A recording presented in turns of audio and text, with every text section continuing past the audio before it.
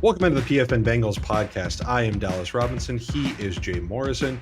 Jay, free agency is right around the corner. We are recording this on Wednesday, March 6th.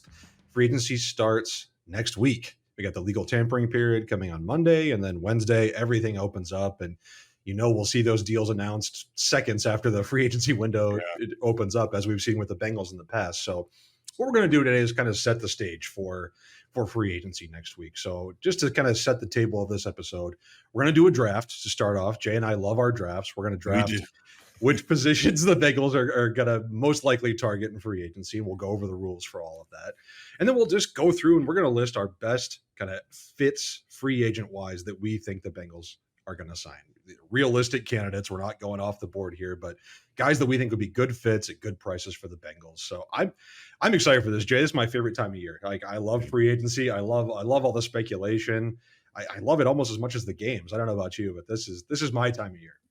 Yeah, I love it. It's so much more fun now. That for years the Bengals would sit out free agency and there was really nothing going on. And then on top of free agency, if you're talking about sporting events on the calendar, March Madness is number one for me. I love it. And the last few years it's coincided. It's been the same week that the free agency begins, and that just has made it really hectic. I run a lot of pools and different things, so super busy this year. Thankfully, free agency is the week before March Madness, so we'll see how fast the Bengals dive into it. I don't think they're going to be done at the end of the first week. I think they kind of live in that second, third wave. That's where they really kind of make some good selections.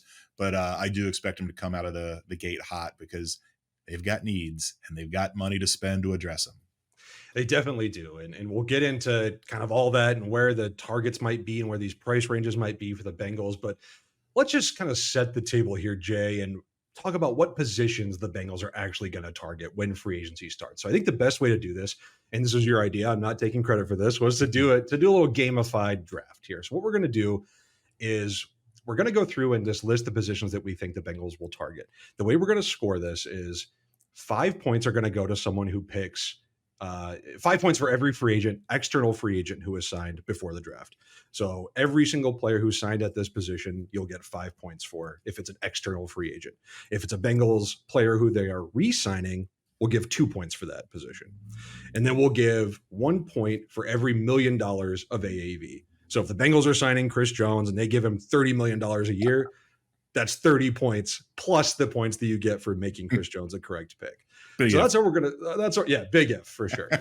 So in making my kind of rankings of this, there's a lot of stuff we have to factor in here. Which positions they're going to go after, how much they're going to spend at each position, and how many players they're going to go for at each position. Are they going to double dip at some of these need areas? It's kind of up in the air. So I think there's a lot to consider as we kind of look at where they're going to spend their money. But I think this is a good way to go about it, Jay.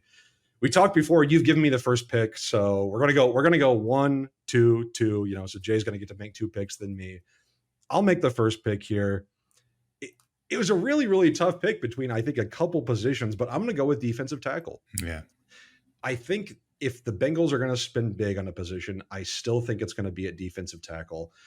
So I'm hoping that I'll get the points for the AAV. I don't think it's going to be a Chris Jones. I don't think it's going to be a Christian Wilkins, who did not get franchise tagged by the Miami Dolphins. But I wouldn't be surprised if they spend 10, 12, maybe in that $15 million area. I'm hoping I can get the points for that. My other consideration with going with defensive tackle here, Jay, is I think they could double dip.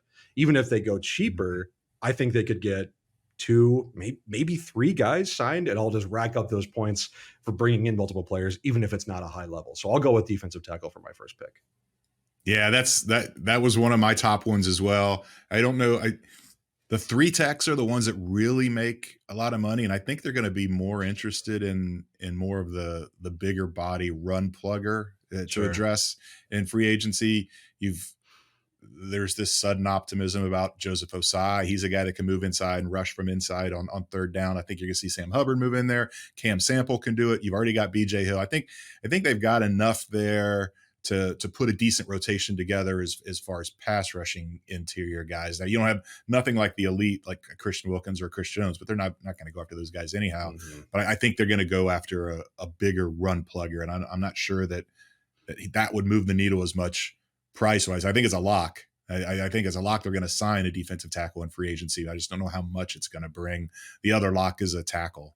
They cannot go into this draft hoping, number one, hoping that Yeah. one of their guys falls to him at 18.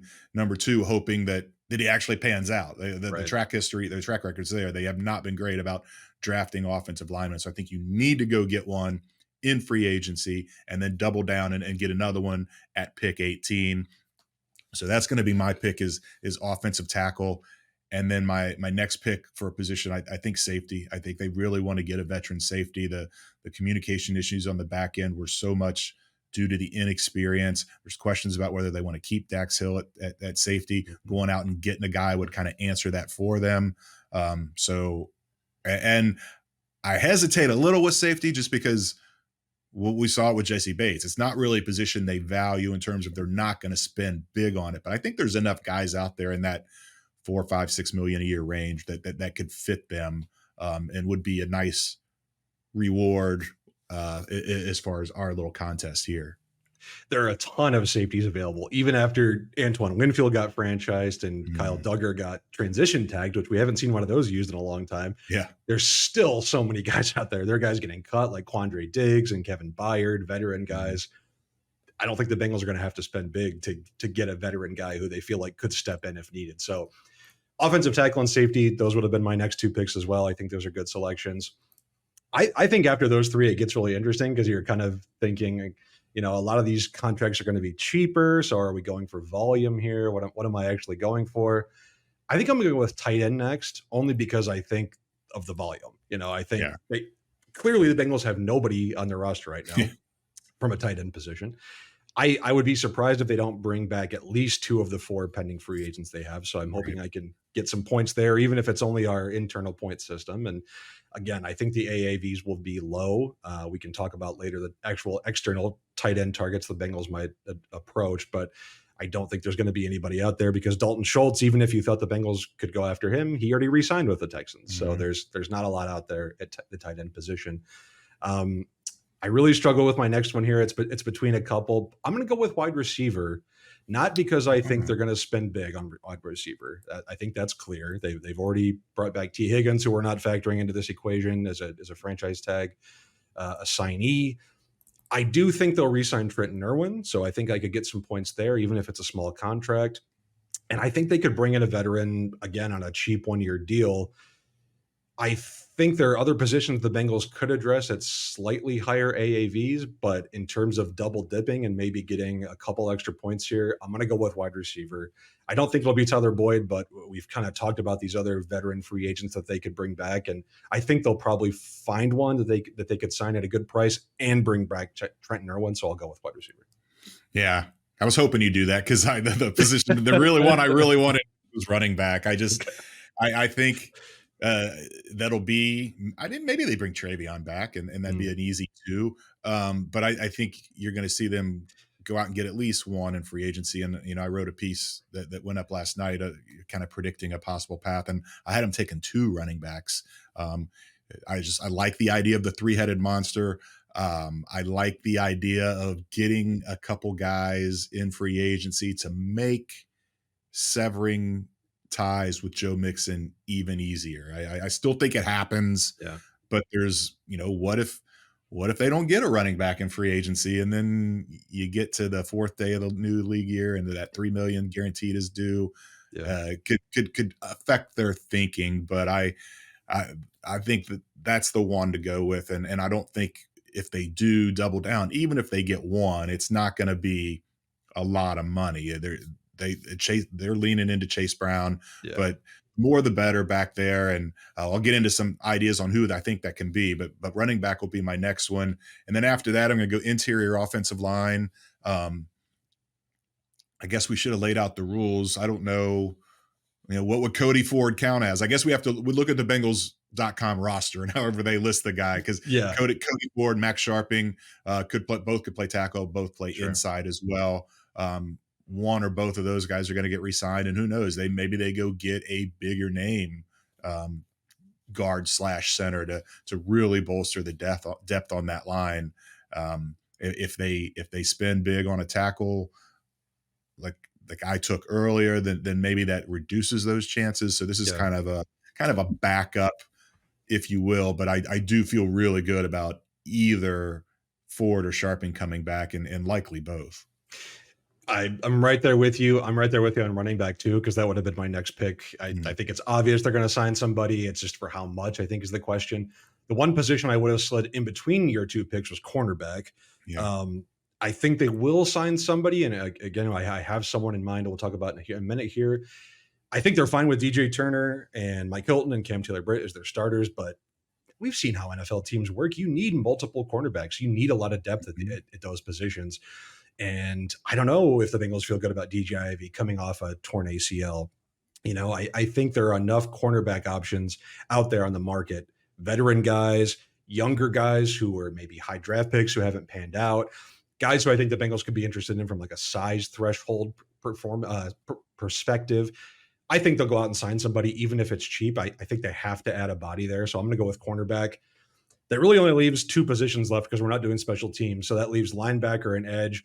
I think I got to go linebacker. I mean, Yeah. there's all the Bengals backups are free agents at linebacker. I have to assume they'll re-sign at least one of those, and they have to fill in these spots. So I think unless they fill it all with rookie draft picks, I think I'm basically guaranteed to get some points here, even if it's cheap contracts, which I assume it will be. So my last two picks will be cornerback and linebacker. Yeah, I think they signed at least two of those free agent linebackers, and Yeah. that leaves me with edge. Can I get a point if I predict zero? I don't think I'd be shocked if they signed an Yeah. edge in free agency. So that's the drawback of having the first wraparound pick. I'll have to take edge there. I don't see it happening, but that's what I'm left with. So I've got defensive tackle, tight end, wide receiver, cornerback, and linebacker. Jay has offensive tackle, safety, running back, interior offensive line, and edge. So we will score this as Yeah. soon as the draft is over. Now we did remove punter, even though we think there will be Mhm. competition for Brad Robbins. I think we both would have had that near the bottom of the list. I think I might have put that above edge, honestly, because like you said, I don't think the Bengals will sign an edge defender, and I think they will sign a punter, but I'm guessing it'll be someone at league minimum rates or an undrafted free agent. They're not gonna go out and sign Tommy Townsend. If we do, maybe we'll have an emergency podcast about that. But I don't know. I'll grow my mullet back if they do Right. that. Yeah, exactly. So that's kind of where the positions stand. And I think, Bengals fans know where the Bengals are going to try and spend their money on the free agent market. Now, I've done a lot of work, and so have you, Jay, in this free agent market. I don't think it's a great class. I don't really think there's a lot of high end talent. A lot of the Mhm. best players have already been taken off the market with franchise tags or extensions. And this happens every year, but it just feels like to me this is a pretty weak class, even at positions where the Bengals would like to go all in. I just don't know if those options are going to be there. That doesn't mean I don't think they'll be active though, because I think it will go over the players that we think that could fit the Bengals. I think when I was looking at it, I'm seeing it more as multiple bites at the apple. I Yeah. just don't see them going out and signing one of these big name guys. I think they're going to go after two, maybe three mid tier guys, and then just kind of fill in, paper over their other needs, just kind of go into the draft with no gaping obvious holes, which I think is a good plan. And I think you try and go into free agency, and we've talked about it before with the Bills going and signing a guy like Von Miller and thinking that this is going to put you over the top. More often than not, those deals just don't seem to work out, and they hamstring your cap. And it's not always the best approach in free agency. And I think hitting that middle tier of free agents is often the way to go. And I'd be surprised if that's not the path for the Bengals this year.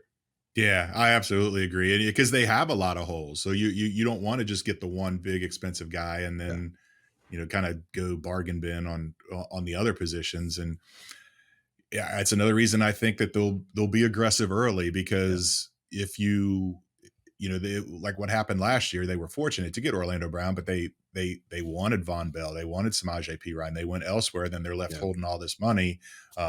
They signed Jermaine Pratt the night before free agency officially begins, after those guys departed, and then the after they signed Jermaine Pratt, they agreed to terms with Orlando Brown. It was actually a couple of days later before it was officially announced, but the news broke on that Tuesday night before the free agency officially began. So I do think you'll see them come out of the gate strong. They're going to identify the guys they want, set the price, and try to get them locked up early. Um, Going back to our competition here, though, a little bit of bookkeeping, because I didn't think about this at first, but Hmm. and maybe your decision will be dictated by your position you took. But are we going to put a cutoff on this? Is it guys signed by the draft?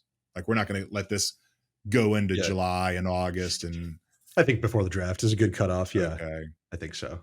Yeah. because I mean, DJ Reader could be a July Right. or not, and that would hurt your He defensive tackle could. pick. But I just to try to get this graded and settled before the Yeah. draft. I think that's a good idea. Is make the draft the cutoff. For sure. Yeah. And I think most of the major free agents will be off the board. I'd be surprised if Yeah, DG Reader doesn't sign before that. I mean, I know he's injured, but still one of the best defensive tackles on the market. yeah. There just aren't a lot of options there. Okay. Jay and I have got 5, 6, 7 players each that we think would be good fits for the Bengals. Like I said, we're not going crazy here. We're trying to be realistic with these picks, guys that we think the Bengals could actually sign, like realistic targets. Jay, I went first in the draft. I'll let you go first for this one. Mm. I've got mine ranked in like, order of importance by position, realistic price and all that. Who do you have as like your number one free agent the Bengals should sign in 2024? It's between two guys at your position at Ooh, defensive tackle. Um, okay, the guy I wrote about yesterday is not the guy I'm gonna pick. okay. I'm gonna take T.R. Tart from the Titans.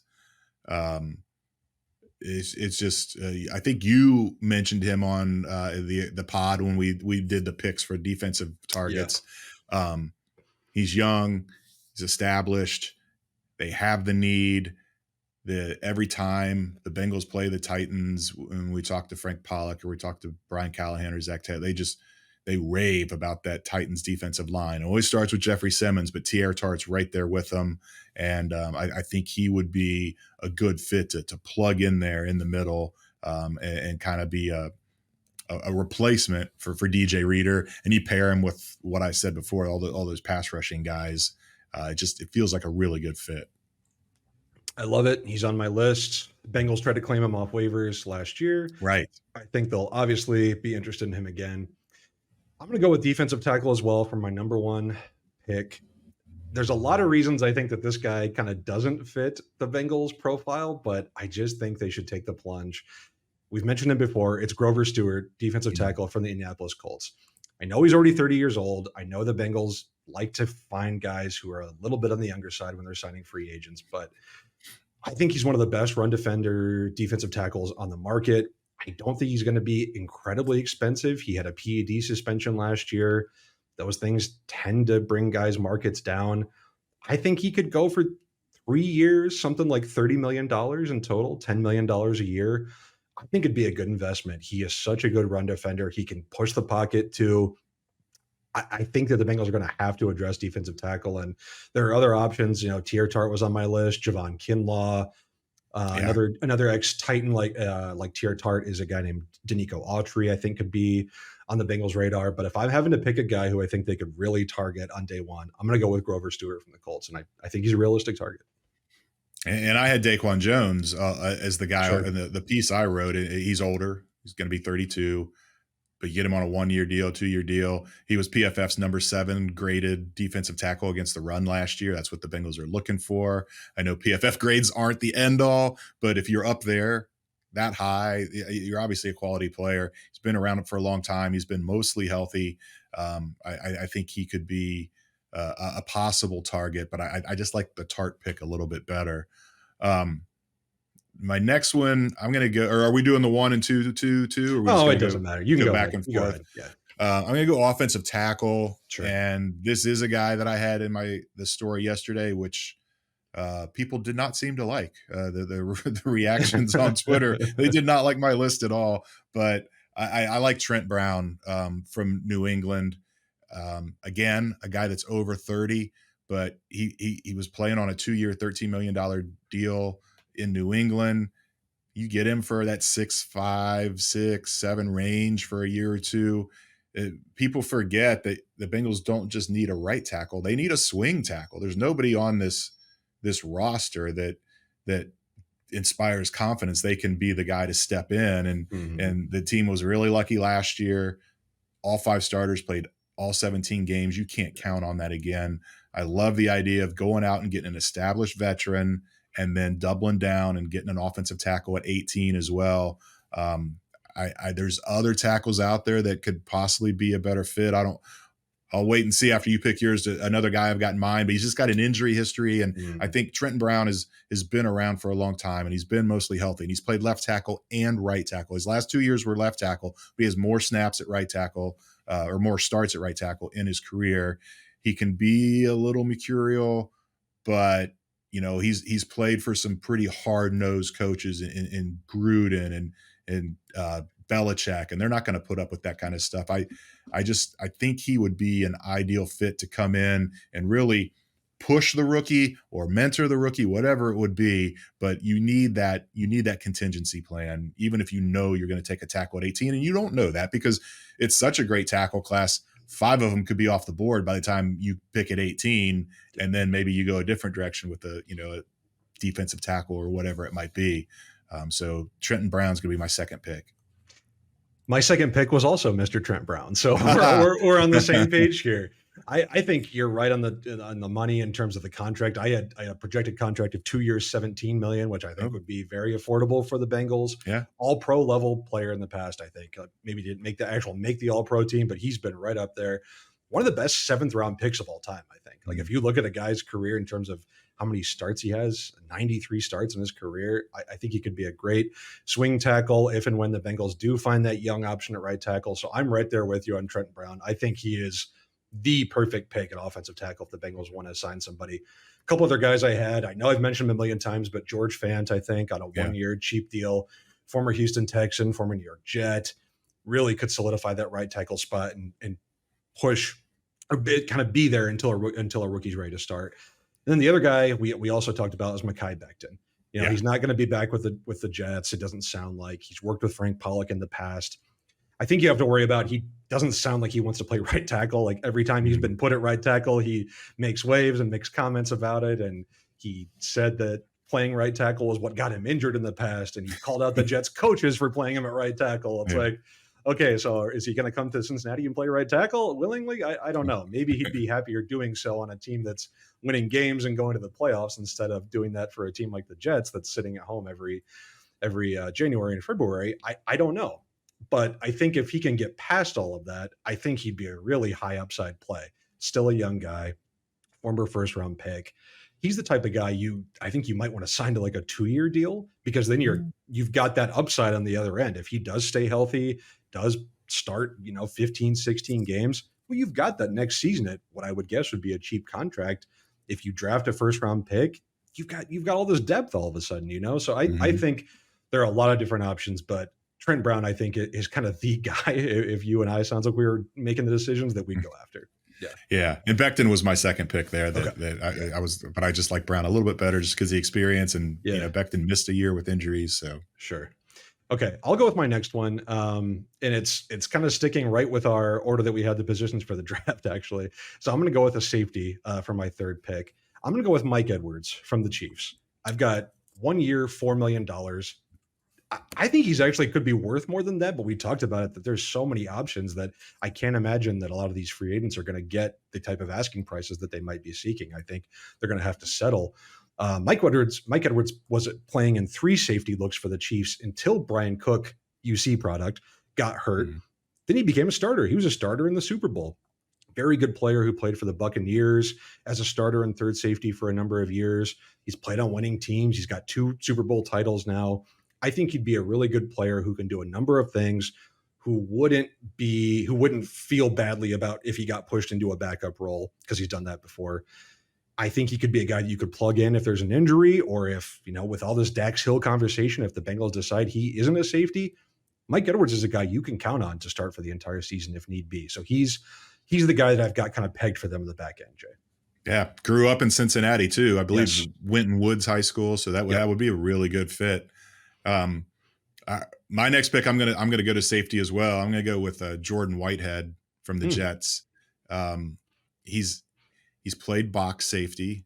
He was a box safety for the Tampa Bay Buccaneers in 2020 when they won the Super Bowl. He had a career high 10 tackles for loss that year.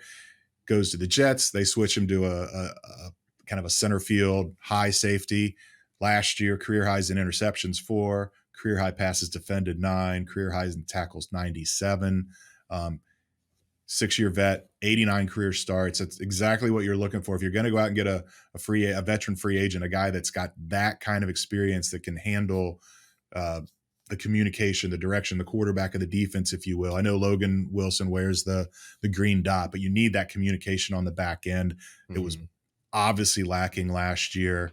That if you do that, then that kind of answers your question on what you're going to do with Dax Hill, and you put him at corner, and then Dax Hill, DJ Turner, Cam Taylor Britt are your 3 starting caliber outside Yeah. corners. Doesn't mean you're giving up on DJ Turner, but you see what happens. And Mike Hilton's probably not going to be here beyond next year. Maybe DJ Turner has a year as CB4, and then he slides in and he's your slot corner in 2025. So I like Whitehead a lot. I think he's a good fit. And last year he played on a 1-year, $5.3 million contract. If Bengals get him somewhere around that same range, I mean, that's ideal. The more guys you can put back there anyhow is going to Yeah. be better, because the way Lou Anarumo's reputation for being the mad scientist and moving guys around, and if you got all these guys back there that can play multiple pieces, it'd be fun to see what Lou could do with them. Totally agree, and that's part of the reason I'm not concerned about, oh, if they sign a safety, where's Dax going to play? Where's DG Turner Mhm. going to play? That's the reason I don't think the Bengals should be concerned about it. You need depth. You can deploy these guys at different positions. You can rotate guys. Like there's things you can do. I don't think having too many good players is like ever a real problem. No. I like Jordan Whitehead a lot. Guy he played in that Todd Bowles system in Tampa Bay. Now he's playing in Robert Sala's system, kind of that 49ers style. Seems like he picks up stuff very quickly. And from what I've read, I think really respected in the Jets locker room. So I think he'd be a really good fit. A couple other safeties I had. Geno Stone from the Yeah. Ravens, 7 interceptions last year. Like anybody could have had this guy last year for like $3 or $4 million, and he re-signed with the Ravens. I think he could be like a really good center field, deep safety type of guy. And then one person I don't think we've mentioned, and kind of forgot he was even a free agent because he's just been kind of ostracized. Jeremy Chin from the Carolina Mhm. Panthers, former second round pick who played almost every snap for them for like the first 3 years of his career, can play safety, can play linebacker, can play slot. Got injured this year and just like kind of fell out of the depth chart altogether. Like didn't really play at all. I'm not sure what happened there, but speaking of guys who can play different positions and that Lou Anarumo could deploy in various areas, I think Jeremy Chin would be a very interesting guy to fit in on this Bengals defense. Yeah, I agree. And there's a lot of safeties out there, Yeah, and there's exactly. just a lot of ways to go. Totally. All right, I'm going to go with my next pick, Jay. This is arguably my favorite fit. Like, it's not going to be the most expensive. It's not going to be the highest profile, but I really think this is a good fit. If the Bengals are going to sign a running back, it's another Indianapolis Colt. It's Yep, I Zach knew you were going to Moss. do that. 1 year, $4 million. This guy, I just think, is so underrated. Last year, he was number 5 among the entire league, among all running backs, in rushing yards over expectation Mhm. per attempt. I know that's a lot of words, but he is generating contact or generating yardage on his own. This is yards that it's not just getting what's blocked, what the offensive line is creating for him. This is yards that he's getting that other running backs in same situations with the same box count and stuff might not be able to get. That's number 1 among all free agent running backs. You look at yards after contact per attempt, which is another metric I like to look at for running backs, because so much of running back success, I think, is dictated by other factors beyond just the running back talent, right? It's offensive line, it's game situation, it's defensive box count. You look at something like yards after contact, and it really shows you which running backs are generating those extra yards on their own. Zach Moss was top 20 in that metric. The only 3 free agent running backs ahead of him were Derrick Henry, Tony Pollard, and Saquon Barkley, who I don't think the Bengals would be in that market. Yeah. I think Zach Moss is just like a really good power back who could also play in the receiving game. But if you're envisioning Chase Brown as this kind of guy who can be used in screens in the receiving game and this big home run threat, I think Zach Moss is just kind of that grinder back, that foundational back who's going to be able to take the hits, play in the middle of the field, not get worn down. I think he'd just be a really, really good fit to go along with Chase Brown next year. Yeah, because people think of the Bengals want to get more explosive, and they think of the quick little burst guys, and that Zach Moss doesn't strike you as someone who would be explosive, but he is, and Yeah. yet 3rd and 1, 4th and 1, he's big enough where he can get those hard yards. Um, my next pick is a running back as well, and it's not an answer. It's more of a crapshoot. Just the high ceiling, low risk. I love the idea of putting J.K. Dobbins back there. Love it. Um, he's not going to cost a lot. He's only played 9 games the last 3 years because of injuries, so that's a big concern. Yeah. But that's why you double down at this position. And I went and looked at explosive runs going back to Dobbins' rookie year of 2020, and obviously he doesn't have a lot because he didn't play a lot. Mhm. But you look at percentage of his carries that were explosive, meaning 12 yards or more. 12.5% of his carries have gone for 12 yards or more. There's only one back in the league with at least 100 carries that's got better than that, and that's Achane from Miami. I mean, Dobbins has been more consistently explosive. Consistency is a bad word because he's been hurt, but he's got a higher percentage of explosive runs than McCaffrey, Jahmyr Gibbs, all those guys. And the pass game, he could be a weapon in that as well. It's such a low risk. I don't think he's going to cost Yeah. that much at all. He's an Ohio State guy. The Bengals love their Ohio State guys. Joe Mixon, by the way, and this is going back to 2020, 5% of his runs have been explosive. And that's going back to when he was really good in 2020 and 2021. So Yeah. it's another reason why they're moving on from him. And you're going to move on from Joe Mixon, you gotta stock that backfield. And I think J.K. Dobbins would just be too much of a high reward to Yes. just not take. I know he's an injury risk. I know a lot of people are going to snub their noses at that and think, no way, don't touch him. But you can get him on a cheap deal, and who knows? Maybe he pays off big time. He's a first-round pick. I mean, there is a lot of potential there. He's coming off a torn Achilles, which is not good for running backs. The history of running backs coming off a torn Achilles is not good, but very explosive, like you said, when he's on the field, very effective. I don't think he'll get any guaranteed money, like not a dime, I don't think, which I think could actually push him to a team like the Bengals. Number one, from Ohio State, like you mentioned. Number two, if you're not going to get any guaranteed money and everybody's offering the same league minimum contract, why wouldn't you want to go back to where you played college? Why wouldn't you want to go back to a team that's going to have a big need in the backfield and a team that's going to win? I mean, I think it all makes sense. I think Dobbins would be a great fit. A couple other running backs I had, actually probably the one guy who has recovered from an Achilles injury the best at the running back position is Donta Foreman, who I think it took him a long time to come back from that injury, but he's just another kind of pounder, grinder guy who is going to generate extra yards. Not much of a receiver, but if you're looking for a complement for Chase Brown, I think he could be on the radar. Someone who just got cut from the Vikings, Alexander Madison, I think has to be interesting. Again, just very cheap, very athletic guy, like an athletic specimen, I think. Almost a little similar to Chase Brown, maybe too similar, but again, these guys are all kind of in the same range. I think they're going to be very cheap if you're just looking for a guy who has experience, who can pass block. Maybe Madison's in the mix. Yeah, I like that. All right, Jay, what's your next pick? I think I've got 3 left here. I don't know how many you have left, but what's your next selection? Well, I threw out some of mine as also, so I've only got a couple left. I'm going to go Hayden Hurst. I know the injury concern is there, but he got 13 million guaranteed last year. I think he would be thrilled to go back to Cincinnati, come back to Cincinnati, play with Burrow again, where he had such a great, really good year, had a good season, winning, catching passes, all of that. The Bengals love everything he's about. The issue with the Bengals tight ends last year was a lot of them were, one trick ponies, so to speak, where they're either really good receivers or really good blockers. Hayden does both. He is a fierce effort guy when it comes to the blocking, and he's proven he can make the plays in the passing game. Again, I think it's a case where you could get him really cheap. He signed that 3-year deal with the Panthers. It only lasted 1 year, but 13 of it was a guarantee. That's life-changing money for people. At this point in his career, he has to know maybe it's close to the end because of the concussions. Why not go somewhere where you've got a really good chance to win a ring? You've already got relationships all throughout the coaching staff and the the locker room, including the quarterback, a good rapport there. Um, I just, I still, if I was wagering, I would put in the 35-40% chance that Mhm, the mhm. Bengals would go get him. But I think it would be a really interesting fit.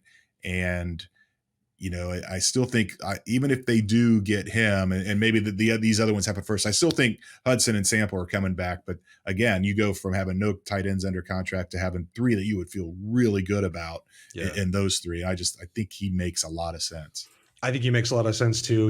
And CJ Uzama too. I think you have to maybe think about he's a little bit further down the list. Maybe Yeah, Uzama might be like a practice squad guy. I don't know. He hasn't really done anything since signing with the Jets. You mentioned the injury concerns with Hurst. I mean, he had post traumatic amnesia last year, which yeah, is it's not like good. you're not creating new memories after getting multiple concussions. Like that sounds just about the most dangerous thing you could be dealing with as an NFL player. He's already made a ton of money. Like maybe he just hangs it up. I don't know if he's actually said if he's planning to continue his career this year or not, but if he does, I think he'd be a good fit. My tight end, I'm going a little off the board. This is a guy who just got released. I'm going to go with Jonnu Smith, who played for the Atlanta Mhm. Falcons last year under Arthur Smith. Got a lot of I think Falcons fans were not happy that Jonnu Smith was maybe getting targets and carries and other stuff over Bijan Robinson and Drake London and the group of players the Falcons have. But this is a guy who was a very explosive player when he was back with the Titans a few years ago. His big contract that he signed with the New England Patriots did not work out. He got eventually traded for nothing to Atlanta, but this is a guy who can do a little bit of everything. I mean, this is look at where he lined up last year for the Falcons. In line, 273 snaps. In the slot, 269 snaps. Out wide, 80 snaps. In the backfield, 29 snaps. That's just a guy who can do like a little bit of everything. He can maybe Mhm. take a carry here and there, block a little bit, create an explosive play here and there. I've got 1 year, 2 million. I mean, I can't imagine he's going to be expensive. Like you said, I think Sample and Hudson are almost locks to be back. You bring in a guy like Jonnu Smith or a Hayden Hurst, and then you go draft somebody in the fourth or fifth round. That's a solid tight end plan, I think, for a Bengals team that we know is not going to invest at the position. Yeah, and Smith and Hurst are both vested veterans. They don't have to wait till next Yes, week. They can sign him right now. great point. And if we're talking about a team that wants to be aggressive and strike early, then those are both really good fits because you don't need to wait around. Just go sign one of them. Yeah, that's a really good point. I will quickly go through one of my last two here. It's a cornerback. We mentioned him, I think last week, the week before. Jeff Okuda, another former Ohio State player, got 1 year, $2.5 million. Flashed at times. I think should be relatively affordable. I think he could come back to Ohio. Another cornerback I had was Christian Fulton from the Titans, early second round pick. I think a pedigreed guy, type of guy you want to give a second chance to, and think if he could have another kind of shot on a new team. If they want to go with an older, experienced veteran, I've got Ronald Darby, who played for the Ravens last year. He spent time with the Eagles, the Broncos. Really experienced player, I think, would be fine in the kind of that CB4 role if the Bengals just want some more depth. Yeah, Fulton, best friends growing up with Jamar Chase. So their Oh, dads are really? great. I did Yeah, not their know that. dads are great Okay. friends. I talked to both of their dads. Did a big feature story on them before they played in that divisional game a couple years ago. Their dads are characters. That would be a lot of fun That would be if a lot of fun. Christian came. Um, and then who'd you say before Fulton? I said Jeff Okuda, and then I had Good, yeah, Ronald Darby yeah. as well. Yeah. Yeah, I remember last time we talked, or a couple times with the spot The spot rack. track. Yeah. Yeah. The projection. That It's a little off. It's a little off. we'll see. Yeah. Yeah, I mean it's crazy, but he's another Ohio State Buckeye, so you Exactly. never know. The one other guy that I had that I thought that maybe they could pair with J.K. Dobbins would be Clyde Edwards-Helaire with that Yeah. rapport he has. He's played with Burrow. He'd be a good third down back guy. He's comfortable in that kind of support role. Maybe that's a Mhm. reason he wouldn't be a fit because now he's got two rings. Maybe he wants to go somewhere where he can have a bigger lion's share of the carries. But you bring in him and Mhm. Dobbins and Chase Brown, and Mhm. those three guys are going to cost you about half of what Joe Mixon would cost. So Yeah. I really do like the idea of doubling up at running back. Maybe they don't do it in free agency. But I still think there'll be one in free agency and one in the draft. They need to get that room bolstered because again, I think the writing's on the wall, and we've talked Yeah. about it. I think there's a very minimal chance that Joe Mixon's back. Totally agree. I will do my last free agent here. This is an interior offensive lineman. I think the Bengals could use Cordell Volson again at left guard, and I think that's the plan they're entering the offseason with. If there's another option out there, I don't think they should be scared to go with it. The guy that I'm pegging for them is Graham Glasgow from the Detroit Lions. I've got Hmm. 1 year, $4 million, could go for a little more than that. He wasn't necessarily supposed to be a starter last year. He started his career in Detroit, went to the Broncos, and then came back to Detroit last year. Wasn't necessarily supposed to be a starter, but ended up starting 15 games, played 1,200 snaps, PFF's sixth best run blocking guard last year.